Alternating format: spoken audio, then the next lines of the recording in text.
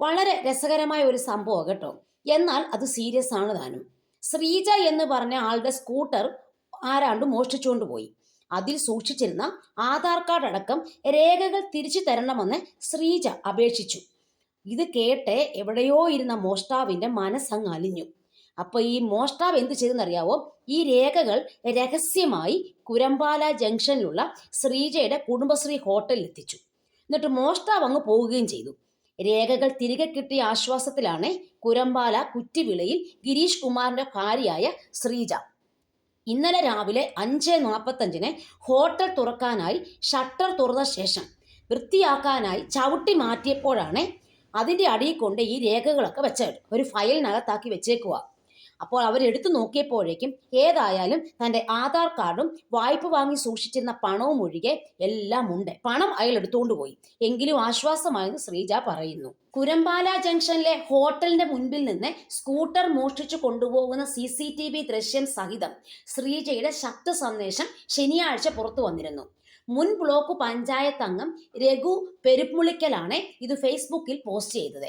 Scooter തന്നില്ലെങ്കിലും അതിലുള്ള ആധാർ കാർഡും pan card അടക്കമുള്ളവ speed post എന്നിവയിൽ ഏതെങ്കിലും മാർഗത്തിലൂടെ അയച്ചു നൽകണമെന്നായിരുന്നു ശ്രീജയുടെ അഭ്യർത്ഥന.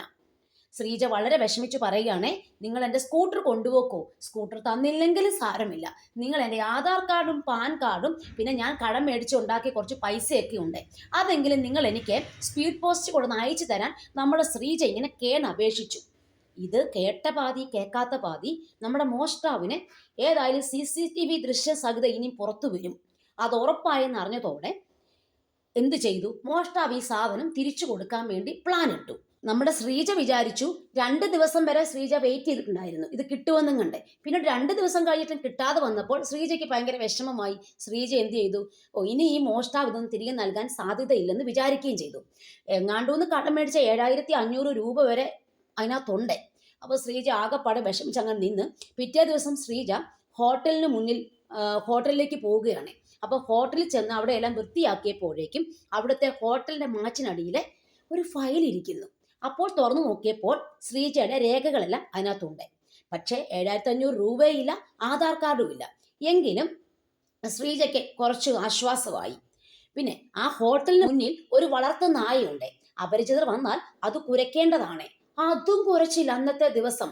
പരിചയമുള്ളവർ തന്നെയാണ് മോഷണത്തിന് പിന്നിലെന്ന് സംശയിക്കാൻ ഇതൊരു കാരണമാണെന്നും അവർ പറയുന്നുണ്ട്. അപ്പോൾ നമുക്ക് ഇതിൽ നിന്ന് മനസ്സിലാക്കാവുന്ന എന്താണ്? കള്ളൻ കപ്പലിൽ തന്നെയാണ്. എങ്കിലും നമ്മുടെ ശ്രീജ നല്ലൊരു പാവം ആളായതുകൊണ്ട് ശ്രീജ എന്ത് ചെയ്തു? നമ്മുടെ കൊച്ചു കള്ളനെ ഒരു നന്ദി അങ്ങോട്ട് പറഞ്ഞു. ഇങ്ങനെയാണ് നന്ദി പറയുന്നത് കേട്ടോ. രേഖകൾ തിരികെ തന്നതിന് മോഷ്ടാവിന് നന്ദി പറയുകയാണ് ശ്രീജ.